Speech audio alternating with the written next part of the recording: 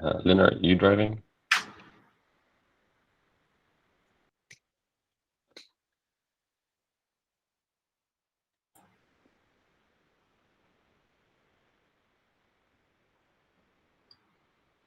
We lost Lynn. Lynn, we can't hear you.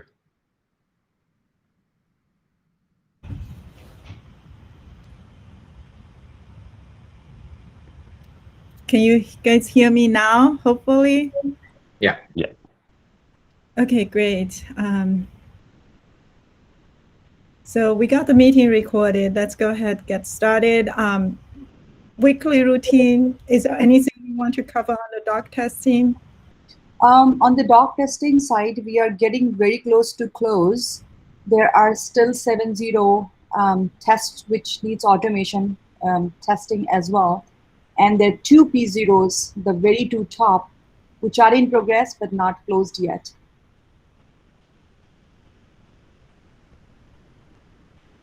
Okay. Okay. So nothing we need to drill down on more than that? No, I think we had the owners. It's just a matter of closing them, to be honest. Some of them have PRs, like the Lemon one had the PR. It's just a matter of then closing it. So hopefully I'm expecting this to be done in 2 to 3 days. Okay. Okay, that's excellent. And with this, we will have 100% automation for this release at least. That's great. On the So- release side, yeah, it's good to know there is no release blockers or P0s.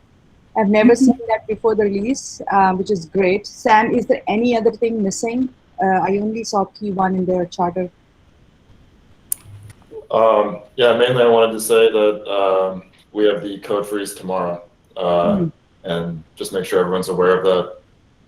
We're going to really try not to accept any cherry picks after we build the 110 release. So.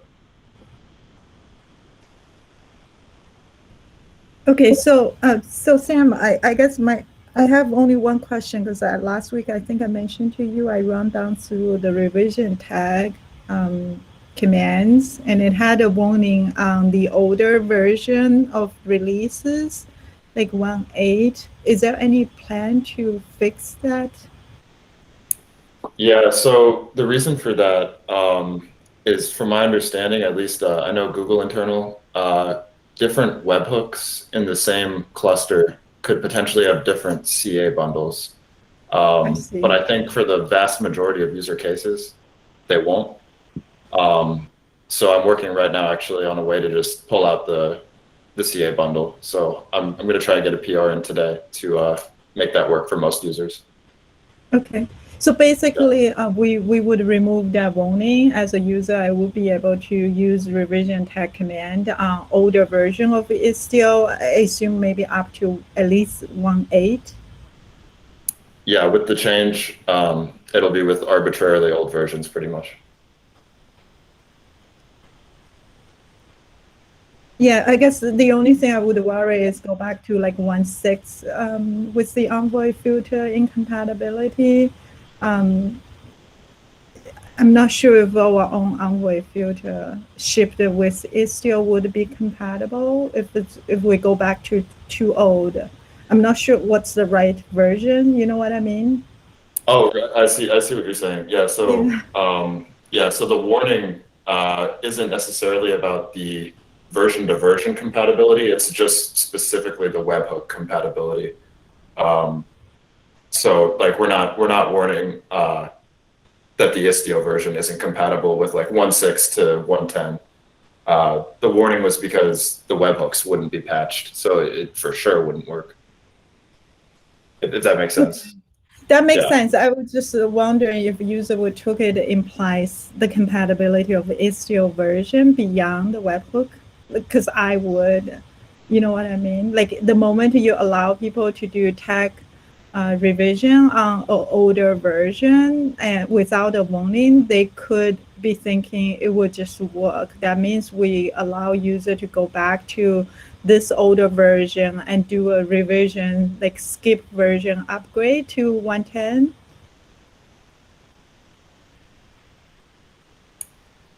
Right. Yeah, maybe we should make the signaling clear there, that we're still not supporting skip level upgrades necessarily. Because yeah, that still hasn't changed. Okay, that makes Yeah. sense. Does anyone else have any question on this?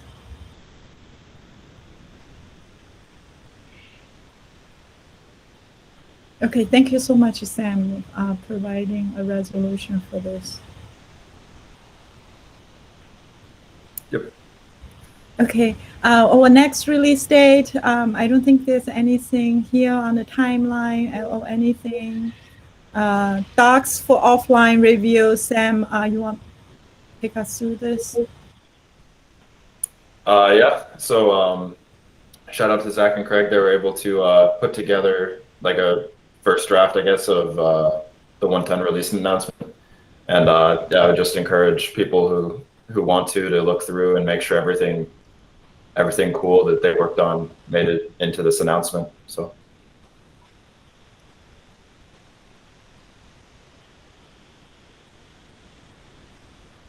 Yeah, excellent.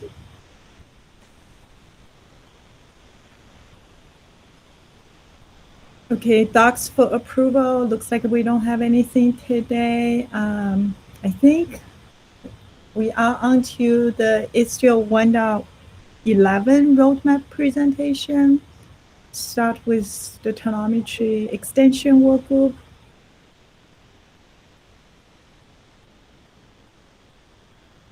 Do we have Doug? I think I saw you, Amanda.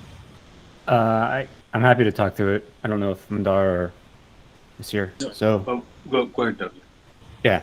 I mean, this looks a lot like our 110 roadmap to start, except this time for real. So the P0, the top P0 is finishing the WASM API and getting the implementation in.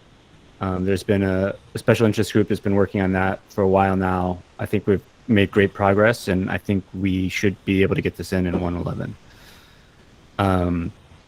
The next top priority for us is adding more to the telemetry API. Trying to be conservative here and saying we're just going to add the metrics bit, the monitoring bit, with a P1 of getting to logging as well, and have a write-up in the enhancements repo for moving it from experimental to alpha. There was something that bubbled up around publishing agent metrics. So we exposed them via Prometheus, but there was a desire to have them actually pushed to an endpoint. So there's a design in progress, and we want to finalize that and build the implementation in 1.11. And then the rest of the work here is sort of we don't have necessarily identified people for. So the BTS work, we want to coordinate with the networking working group. This has been on the roadmaps for a long time now, but I think it's starting to get more serious. So, and we need to identify someone that's going to own that and push that forward on the telemetry side. Kuwat is going to work on rate limiting API in conjunction. He's also working a little bit on the WASM API. And then there's been some discussions in the past about working on metadata discovery service and promoting request classification to GA. We probably should carry that work on, but no one has volunteered the time or thinks that they can own it necessarily. And then distinct from that, Ed has pointed out a few missing test cases that we want to have, and I think we should always be working on improving our test coverage and converting them over to the newer way of doing things. So I've put that's sort of like a background P0 on our roadmap. So that's sort of the roadmap in brief.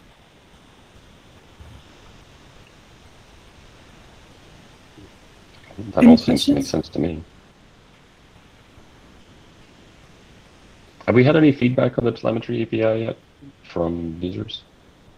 From users, we have not had any feedback. We've seen the Skywalking team use it to integrate, so that we have an integration with Skywalking. But I haven't received much feedback from users yet, and hopefully with 110 release, we'll start to get some feedback there.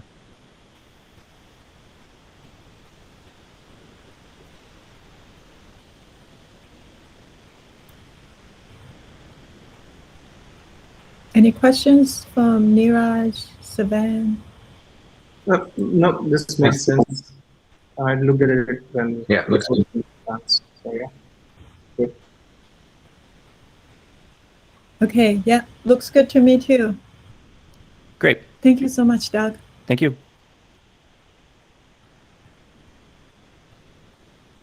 Okay, let's moving on. Security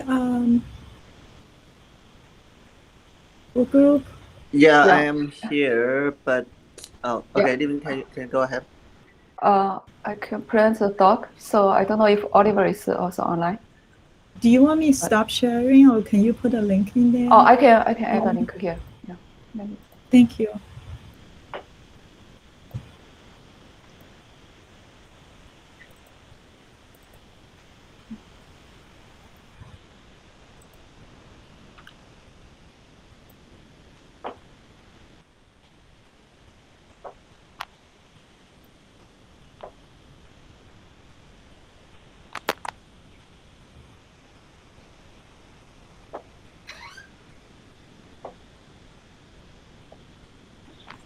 Yeah, so this is our 1.11 roadmap.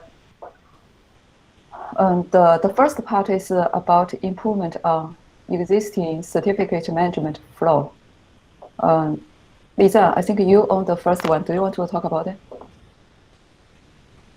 Yeah, the first one is about the federation with the specific trust bundles. The API review is already there.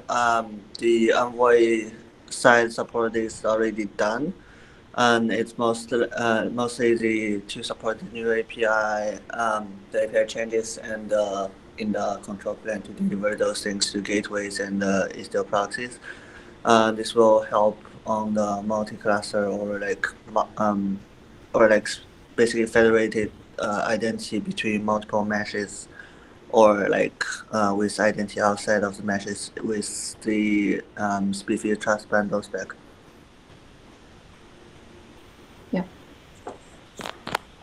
Yeah, since Oliver is not here, I'll cover the part Oliver has.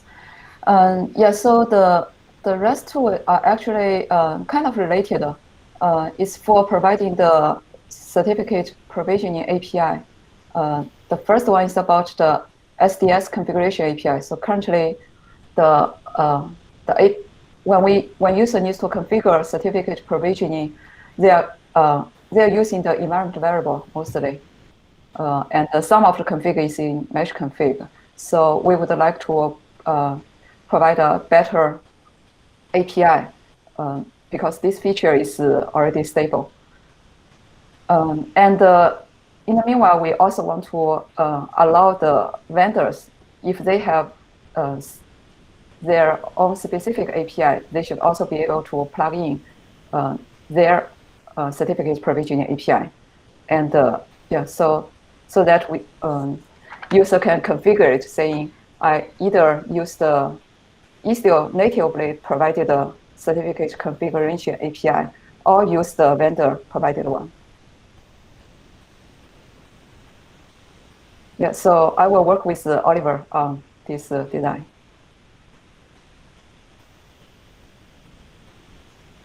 Okay, yeah, if there is no question, we can move to the next section.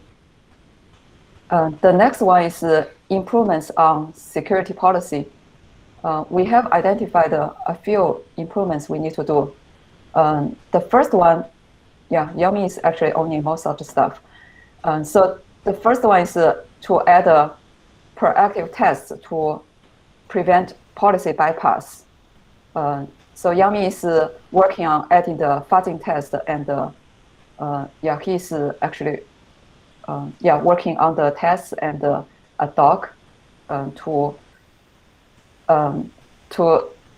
basically talk about what kind of fuzzing test he's going to do and how he's going to make the authorization policy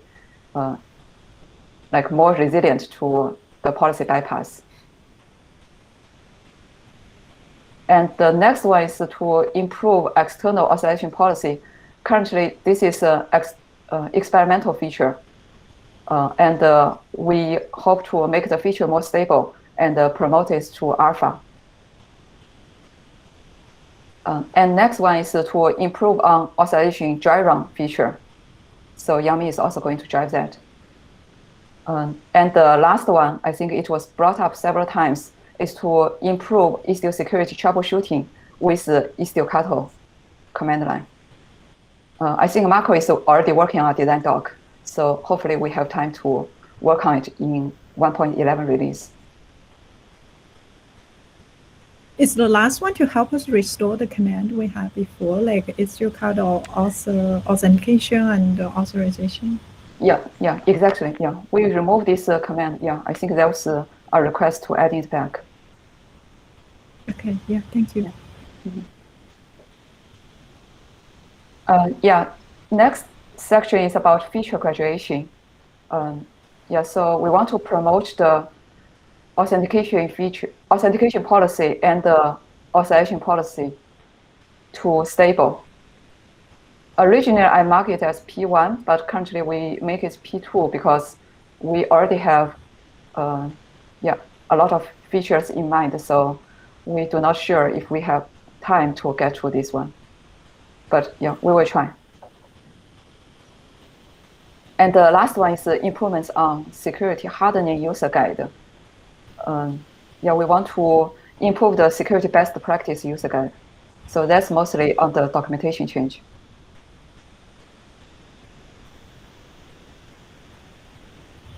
Great, thank you, Li-Ming. Any questions? Yeah, thanks, Lin. Yeah. On the API promotion stuff, why, just as an example, why would API promotion be lower priority than dry run?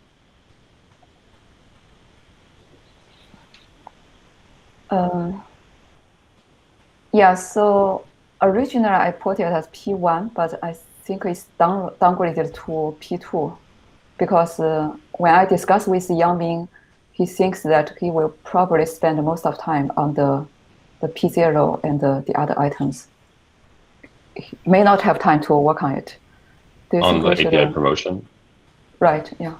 I mean, if I was to, in general, we're trying to look to stabilize features, right? And so there's a lot of, right? One of the TOC asked the other working groups was to, look to see how we could promote APIs to stable. I could see arguments for when maybe it's too early to promote peer authentication and request authentication to stable. But I think it would have a bigger impact on the project to promote authorization policy than to improve dry run. Okay, yeah, maybe I can switch the priority for these two. Maybe change authorization policy to P1. And the dry run, probably we can lower it.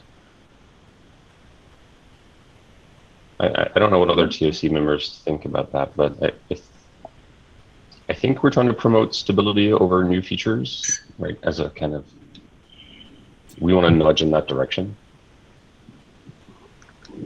Yeah, I had a similar thought, so yeah, I agree with that. I also noticed there's only one P0 on the entire thing, so I'm wondering. Yes. Wondering what's going on with that. Yeah, I think some of, like for the first section, some of the features can probably be P0, but do you have a recommendation which one you think is more important, we should put more effort on? We try to make the motion actually be a higher priority. Just because I agree with Louis, the impact is quite a bit high on the project and users. Yeah. But in light of last discussion was then proposal for the application name, it may be good to keep the peer authentication request authentication as P2 while that proposal stabilizes and just have authorization as P0. Okay. Okay, change authorization. Change this one to P0. Okay. I'll add to Yangmin, basically let him know. So this is the feedback from TOC. Yeah. Quick question. So is Yangmin doing both?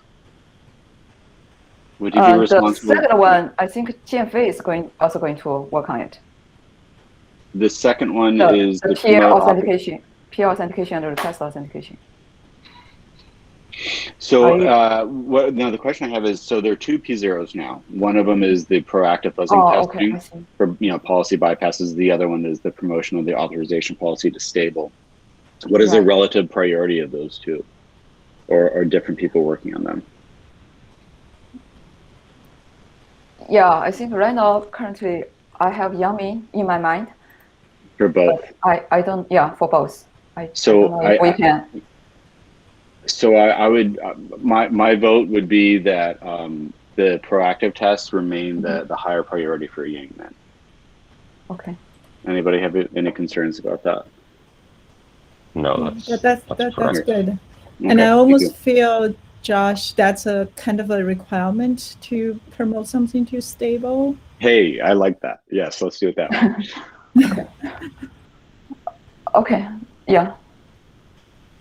Then because Yangmin is going to work on both ones, so let him focus on this proactive test first. And I assume when we say authorization policy to stable, it doesn't mean like everything in authorization policy, because the external authorization policy is also part of the authorization policy, right?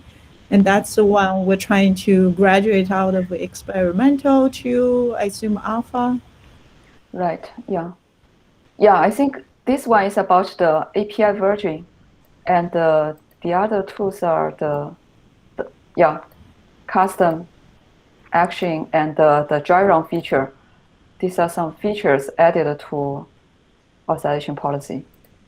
Yeah, we didn't graduate the authorization policy stuff because it involves API version and it was too late for 110. So. Okay.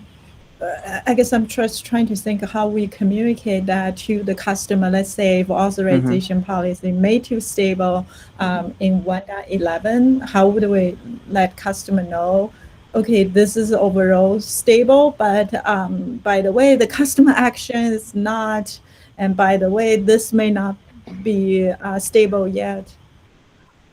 Yeah, that's a good point. Yeah, actually for dry run, it's because it's on annotation, so that should be fine. Annotation is always like not the stable API, but for custom action, this is part of the API field. So, but Jason, I don't know if Jason's on the call, but we have been working on ways to label fields, right, at support levels. Is this available today, Louis?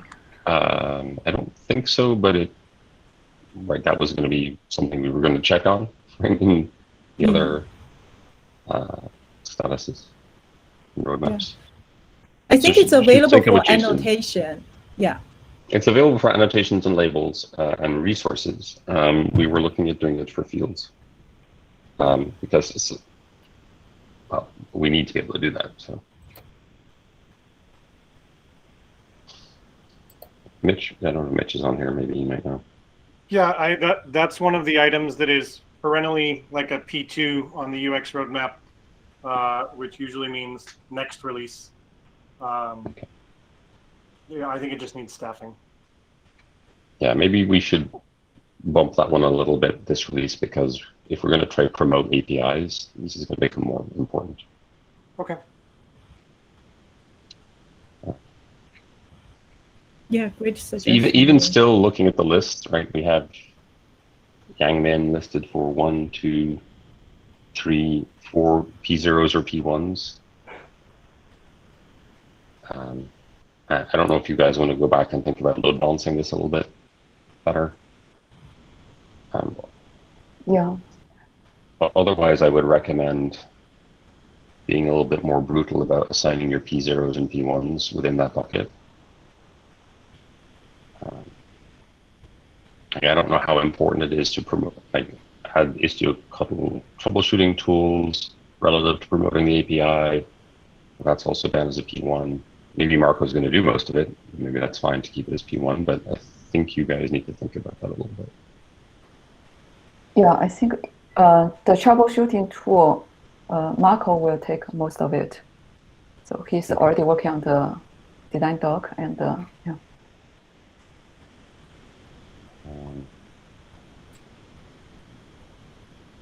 Even still low, right?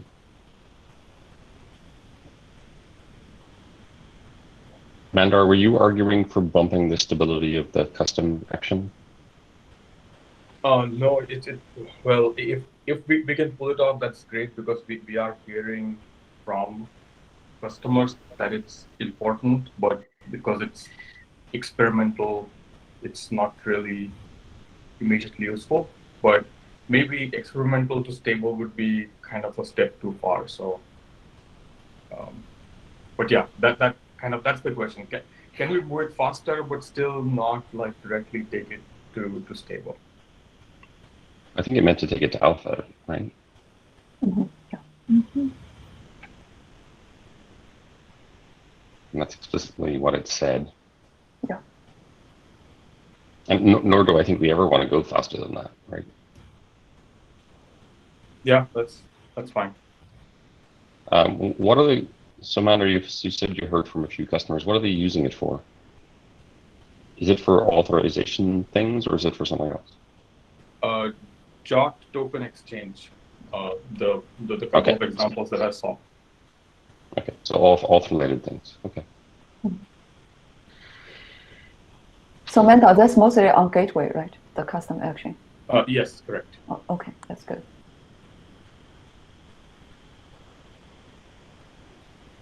Yeah, Costin, you had a comment. Can you split request authentication to separate role? Yeah, no, my concern is about peer authentication and BTS and a few other things. So it would be great to promote request authentication to stable. I just prefer to have a bit extra time for the peer. Yeah, can we split those, Amen? Oh, okay. And request authentication as P1.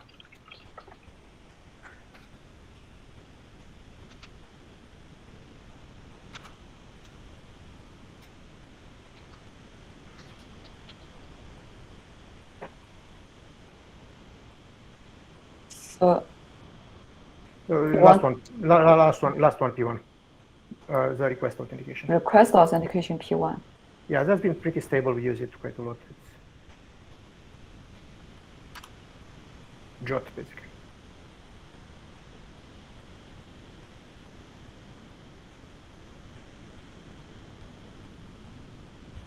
So what's the main concern of instability of peer authentication? No instability, but we may need to make some. It's not clear how BTS and the new application name will affect it.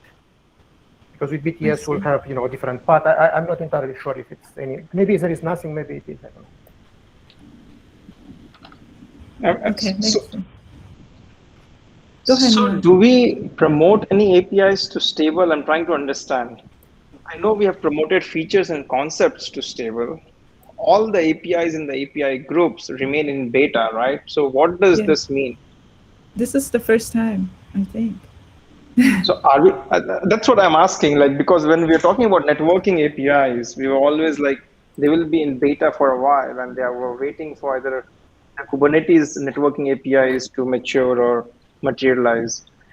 So I'm just trying to understand it as a project. Do we want to take that jump now and go to stable for a few APIs, or we want to be in beta for a while longer?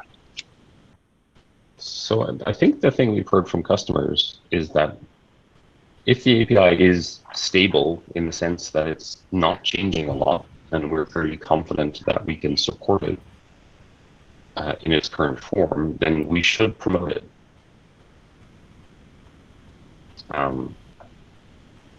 Even with the Kubernetes gateway and service APIs coming, I still think it makes sense to promote the networking APIs to stable.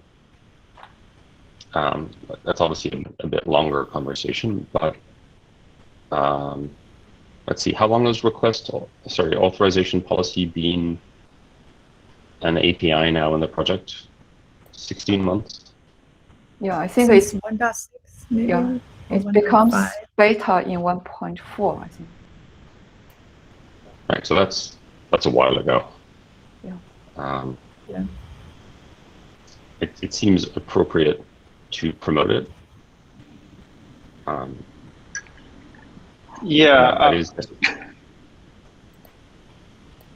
So Louis, I agree. I mean, and I think we should then revisit the conversation on networking APIs too, because for me, whenever I've attended a networking meeting, the feedback is, okay, these APIs might go away, so we'll never move them out of beta. So I'm hearing something different now from you. Yeah, I was reticent to do it before. And it's certainly a conversation worth having, but I think there are pretty good arguments in favor of promoting.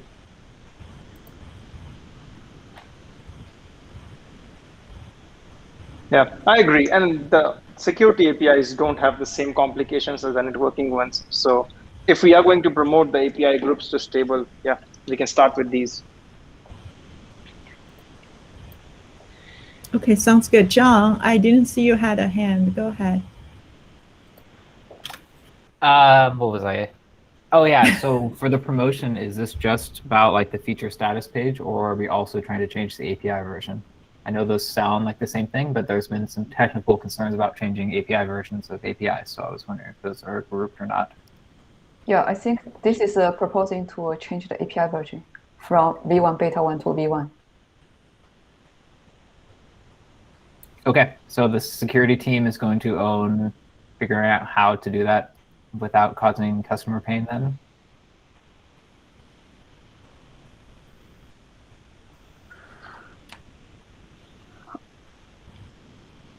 So I think there's obviously a question here, right, about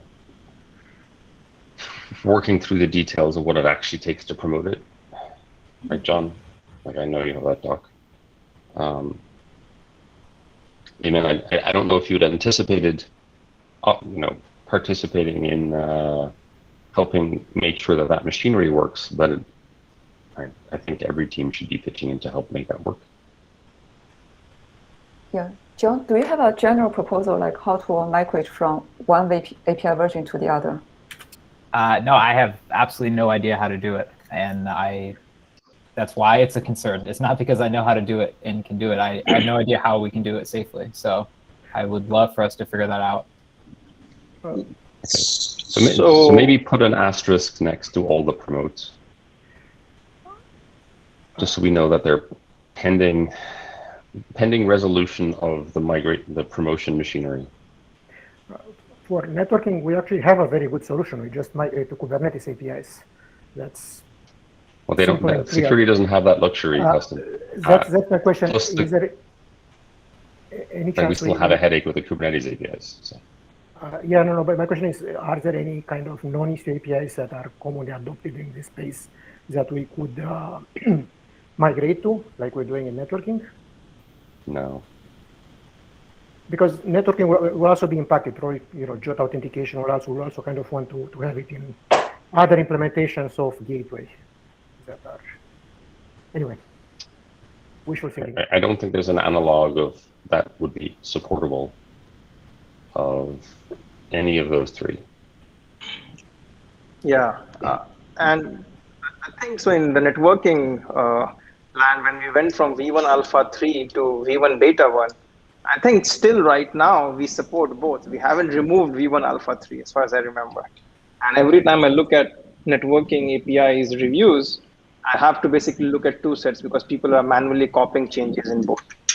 Oh, so yeah. this is a really good point that John has brought up. We should do it in a way where it does not involve this kind of tech debt, because it's really hard to be consistent if it involves people manually making it consistent, right? Yeah, from alpha, yeah, for security policy, when we migrate from alpha to beta, that's quite painful because of the API semantics change. But from beta to V1 to stable, actually, there's no API semantics change. Yeah, I think it's a different kind of understand. pain. Yeah. Go ahead, John. I was just gonna say I agree, but now you have a different set of pain by having two different API versions. So you don't have the same issues, but you have a whole new can of them that we have to resolve. Yeah, I guess we'll probably maintain both for a while. Yeah, I don't know how. Yeah. The issue is in maintaining both of them. If we just moved it, we wouldn't have issues other than every customer would be broken. The issue is maintaining multiple versions at once is tricky. Yeah, we don't have to solve it now. I'm just saying this is a really good point, and this needs some more thought. So if you need help or if you have a proposal, it might be worth reviewing it with TOC actually also, just so that we understand how this promotion happens in general. Well, we would need to solve it pretty darn soon, though, right? Like if this is we're supposed to actually promote these in, by 111. Like this is a pretty big problem to solve in and of itself. Like getting this problem solved by 111 would be, pretty significant. Right. It would be a requirement for us to promote any of these to stable. Yeah. So is the user experience workgroup on this problem? I remember Jason had a proposal a long time ago. Didn't work as well as we expected. We implemented it actually, and we ran into problems. John has a doc. So I think last week we agreed that we would follow up on this in UX. This is the same problem we discussed last week, right? Yeah. That's right. So Lehman, my suggestion is just put an asterisk next to all the promotions. So we capture the fact that these are gated on figuring out the promotion machinery.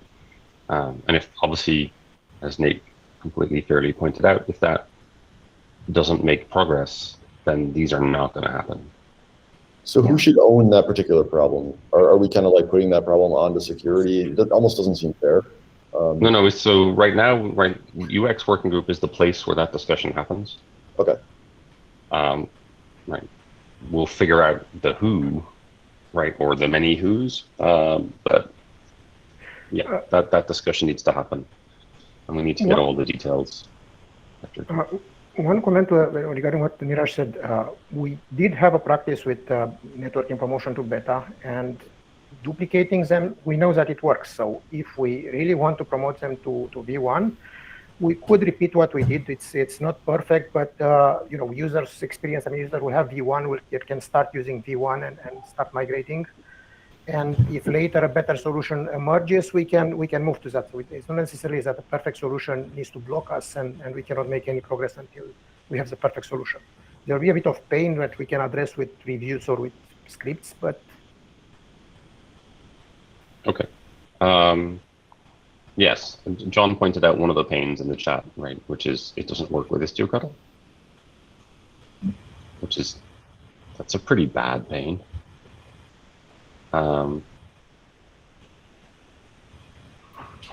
Yeah, I would also say you can do like half of it immediately. Like you can go on the docs and say authorization policy stable and keep the API version. We already do it for virtual service and a few others maybe. Right. So we can do the PR side. Yeah, public relations side. I mean, we should do both, but we can do one of them immediately or once we meet whatever other prereqs we have. Yeah, I mean, you could do that today, right? Frankly, there are no pending major changes, right, to authorization policy or request authentication policy. So you could do the first part quickly, even, I guess.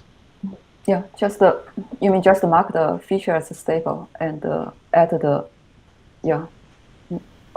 shall we duplicate the API for V1? Yeah.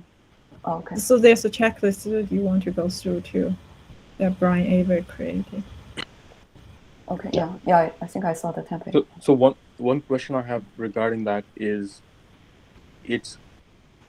like from a customer's perspective, do they care that the non-beta thing is reflected in kind of the real API version, or do they care about what we claim the stability of the API is? Like, what's more important?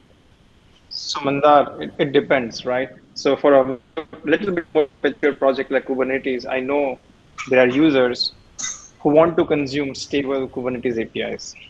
And that is indicated also by the API groups. For Istio, where we are, our most stable feature also has a beta in API group. So maybe for us, the API group is not that significant, because I would argue that virtual service is one of the most used APIs, and anyone using Istio is more or less using it now, right? So yeah, I'm kind of okay with being in this weird state, because unless we move virtual service out of that state, just having a security API where the feature and the API group are both stable, I don't think it gives. I mean, we have to solve it for the entire project. We should solve this problem for individual APIs. yeah, okay. Yeah, I think the biggest thing is confusing. Like we've got a lot of users ask us why is like networking in general in Istio, like traffic shifting, why is that stable? But then when you look at the API, why is it only beta? There's a lot of questions just around that. Yeah, that's exactly why Lynn, I was asking this question, that are we promoting the API group or not? Because yeah. I was thinking Istio API groups will remain beta forever and the features will get promoted. So I think there are situations where people do RFCs, and unless the API says that it's stable, they may not adopt. So like we probably need some signal on this. I can go back and ask our product management folks if it's something that they're hearing from customers. I have been through quite a few of these, Louis. You're correct. But like I said, for anyone who is doing an Istio-based RFC, they know the reality. There are no stable APIs to go around. Is that qualified based on you're already sophisticated enough to be doing an Istio RFC? Right. We'd like to get to the point where that wasn't necessarily a predicate in this conversation, right? I would like to.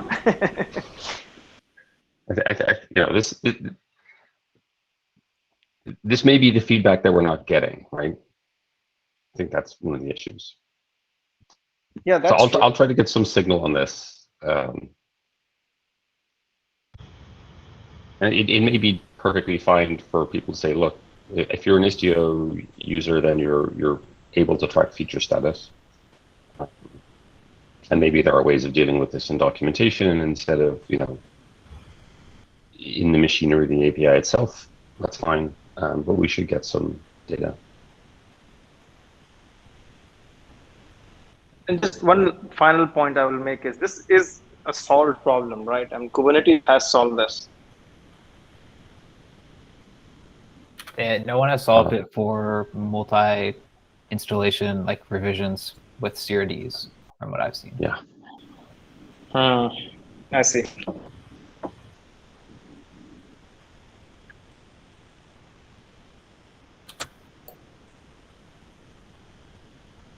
Do we have a corresponding item in UX group about promoting features to promote the API versions?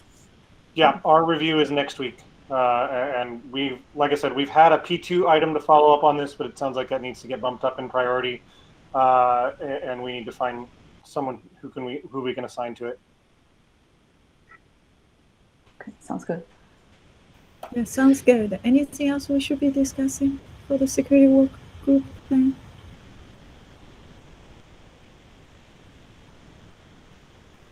Nope. Okay, great. Thanks, Liman. Yeah, thank you so much, Mimi. Let's see. Mitch, I think you're up next for Istio 1.9 upgrade experience. All right, I'm sharing my screen now. Can everyone see the presentation? Yep. All right, so we'll get started. So a little bit of review before we talk about Istio 1.9. Remember that in the fall, we conducted a comprehensive upgrade survey of users, getting 60 or so users feedback on upgrades. We had a hypothesis. We started off that process because we observed a lot of people running old and vulnerable versions of Istio across multiple clouds where we're able to observe that, as well as our download statistics for images.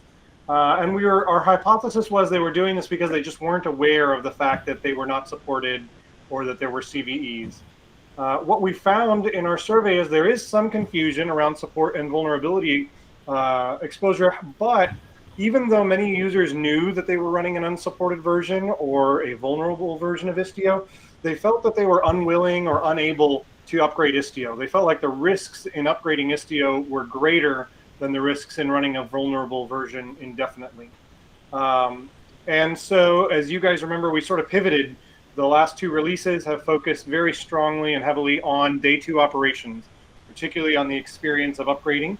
So the UX working group kicked off a survey for users who have upgraded to 1.9 to sort of put our thumb on the pulse, see how we're doing in terms of improving upgrade experience for our users. We received 13 responses from users who had upgraded to 1.9. We did receive 4 responses from users who had not yet upgraded anything to 1.9. I've discarded those from all of the results that you're seeing. The focus here is specifically on the 1.9 release to understand how we're doing. The survey is pretty brief, and so the results will be brief as well. And let's get started. First of all, this gives us an idea of how much upgrading these users have done. Some of them have just begun in their non-production meshes. That was one respondent, all the way up through, actually the majority of our respondents have upgraded all of the meshes that they own to Istio 1.9. Of those users, we asked them to score their satisfaction relative to previous experiences. So a score of 1 would be significantly worse than prior upgrade experiences with Istio. A 5 is significantly better. Our average score here is 3.8. You'll notice I've divided using colors by the amount of upgrading that users have done. There's, with only 13 responses, it's not a super strong signal, but it does look like users who had a poorer experience or perhaps the same experience they've had before are a little bit more hesitant to finish upgrading. They're not progressing as quickly through the upgrade process as users who have a high degree of satisfaction with the experience. Questions there? All right, we'll look at the next slide. We asked users what they thought had improved the most relative to previous experience, as well as what they felt like needed the most improvement in the future. And these are not surprising. We saw that a handful of users thought the revision-based upgrades improved a lot in 1.9, but upgrade stability, which is a little bit of a vague category, it was included there intentionally vague, because there are a lot of things that we do that are not exactly upgrade features that we might label. Instead, it's simply not breaking stuff quite as frequently. And that contributed significantly to upgrade experience. We saw a strong response that users noticed 1.9 was much more stable than in the past. However, we've still got a long ways to go. Users requesting indeed more stability, as well as gateway upgrades. Skip version upgrades is the most requested improvement to upgrade experience that we could have moving forward.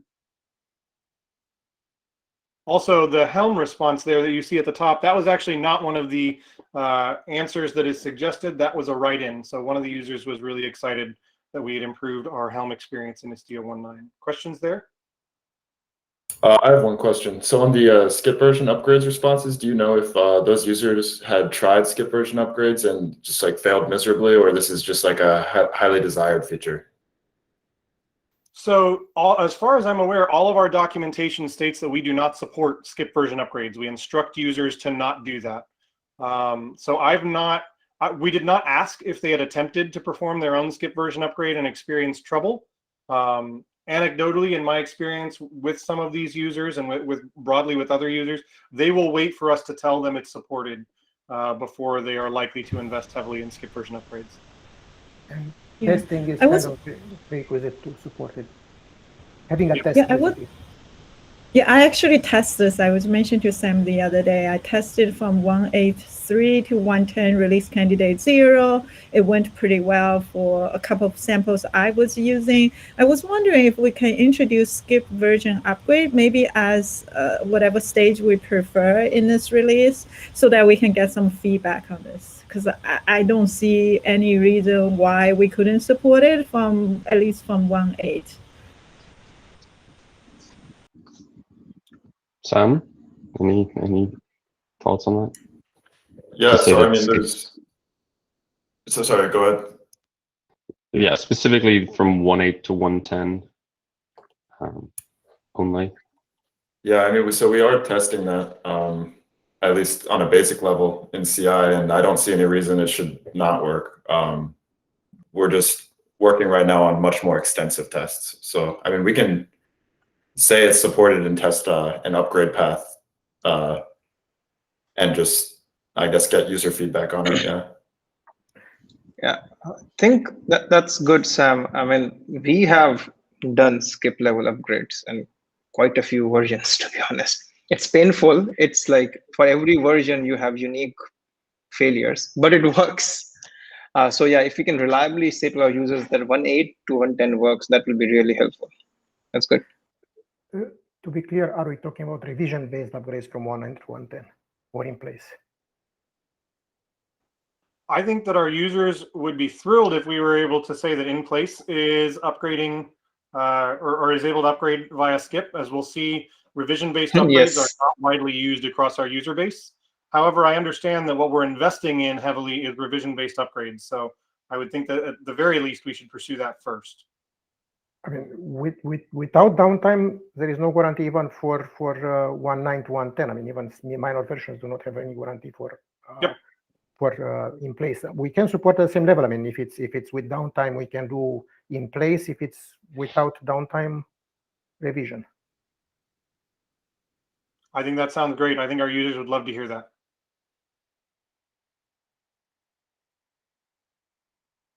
All right, in the interest of time, I'm going to move on. This was an interesting response. We asked our users what their preference was for upgrade, in place or revision-based. We did get one user who did like revision-based upgrades. The remainder of our users either were unaware of the difference between the two, in which case I suspect they're using in place because you do have to use a revision flag to make use of a revision-based upgrade, or had an explicit preference for in-place upgrades. This is consistent with the signal that we saw in the fall around users' upgrade preferences at the time. And we did have a plain text field where we allowed users to express why they preferred one method of upgrading over the other. Of the 12 respondents on this particular question, only 3, hold on, let's go here. Only 3 chose to give us plain text answers. With in-place upgrades, the preference was for simplicity, as well as for consistency with previous upgrades. If they've spent a lot of time automating upgrades in the past, then they're pretty heavily invested in place. The revision-based upgrade comment mentioned that the validating webhook problem was a frustration with revision-based, but it still felt safer to go that way. Yes, that's correct. The comments about namespace labels should be fixed in 110. So that's a signal that we're headed in the right direction with Istio 110. And I believe the webhook thing is fixed as well, John? Yeah, okay, great. Now I'm going to go back. I kind of got these slides out of order here. Tracked upgrade satisfaction versus the way that they intend to upgrade. And actually the title to this slide is incorrect. Should be upgrade satisfaction versus method. The person who preferred revision-based upgrades scored it the same as previous versions. People who did not use revision-based upgrades heavily skewed towards about an average of a 4, which would be moderately better experience than previous installation or upgrade experiences. Which is a little bit interesting. I talked to Sam about this a little bit. We're investing heavily in revision-based upgrades. The one user who used it didn't see a substantial improvement. We're not investing in in-place upgrades, and yet our users are showing signs that those upgrades are getting easier. This could be simply due to lack of data. 13 users is nowhere near statistically significant. It also could be that the investments that we're making in revision-based upgrades are also impacting in place. For instance, just not breaking backwards compatibility and having higher stability is going to help upgrades all around. But it was sort of an interesting data point.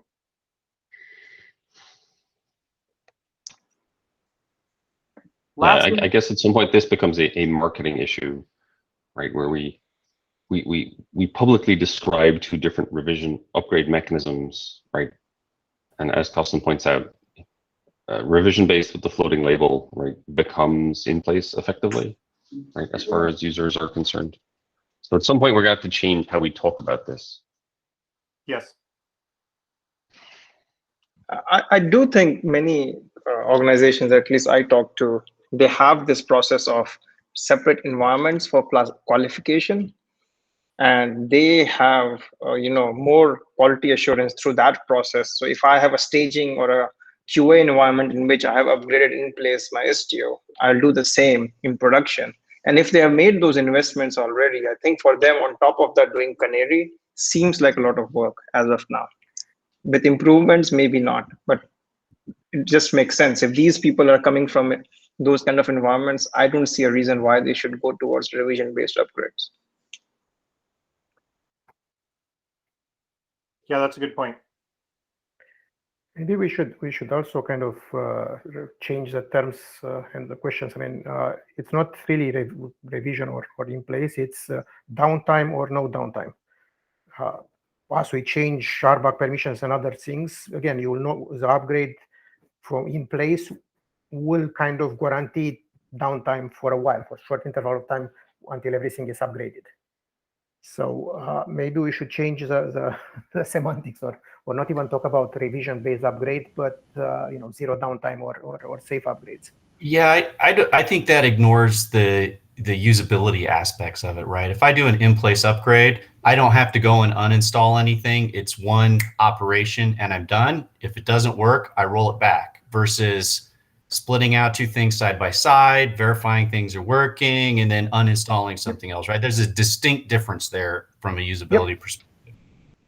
Absolutely agreed. And also in terms of 500s, you will get some 500s, but you have an easier user experience. If it's okay in your environment to get 500s because you drain the cluster, that's the right solution for you. So also we asked users what they felt the riskiest part of an upgrade was. We've spent a lot of time investing in the control plane side of upgrade and improving the safety. And we do see that the control plane was only considered riskiest by a little less than a quarter of users. Broadly, it looked like users are very concerned about upgrading their gateways, which makes sense, sort of a single point of failure for your cluster. If one backend service goes down, that's bad. If your cluster ingress goes down, then your entire application is gone. All of your services may as well be down. And then, of course, upgrading the data plane also was perceived as somewhat risky. So those are opportunities for us to continue investing in helping our users to manage these rollouts in a way that feels safe for them. And actually, the gateways are an area that have been heavily invested in both 1.9 and 1.10. I hope to see that the upgrade experience there continues to improve. All right, two takeaways here. Users are expressing that they don't want revision-based upgrades. This might be because we have not communicated it correctly to them or clearly. This may be a documentation issue, or it may actually be an issue that we're designing a feature that users don't want. Rob, to your point, I think more research needs to be done there to get better signal on where the gap is exactly.